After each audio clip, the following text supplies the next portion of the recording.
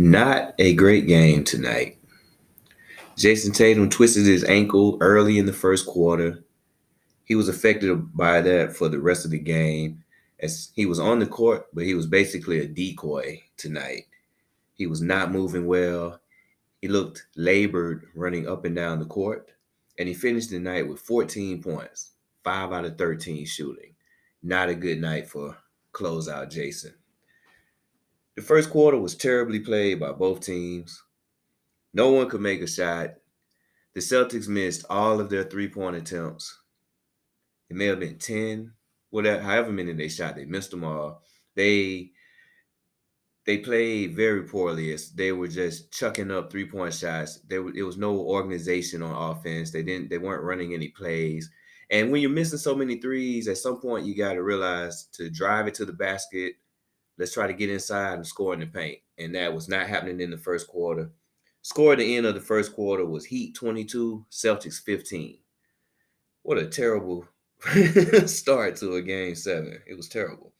I thought there was a lot of nervous energy for both teams. Yeah, that's the way it looked to me. Both teams were very nervous and tight at the beginning and couldn't make shots. There was a point in the third quarter the Celtics offense ran through Derek White. He was scoring, but still, this was a point where I knew for sure that Jason Tatum must be very hurt, and Jaylen Brown just didn't have it going. And constantly, they were going to Derek White. He was driving in and scoring and taking shots, any shots he wanted, I guess. And that's not the regular Celtics offense. So it did not work. Like I said, he made a few points, but it wasn't enough to catch up as they had fallen behind at that point. So the Heat won this game by 19 points. It was a blowout in the end. Second half was all Miami Heat. So right away, end of this game, I started to think about how the Heat are going to fare against the Nuggets. At this point in the playoffs, we should not underestimate the Miami Heat. They've come from the play-in tournament to the finals. Along the way, they beat the number one seed in the Bucks, number two seed in the Celtics. So they're beating the top teams. And now they're about to play the top team, the Denver Nuggets. The Nuggets have been number one in the West the entire season. The Nuggets have a great home court advantage. They do not lose games in Denver much. They're well rested. The Nuggets wrapped their series up over a week ago. This is going to be a tough one for Miami. The Nuggets are all the Nuggets have looked like a juggernaut through through the playoffs. I mean, they've been steamrolling their opponents.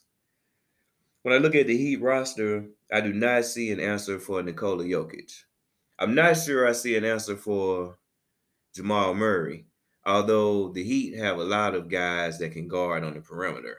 So they may be able to contain Murray some. But what are they going to do with Jokic? I don't know.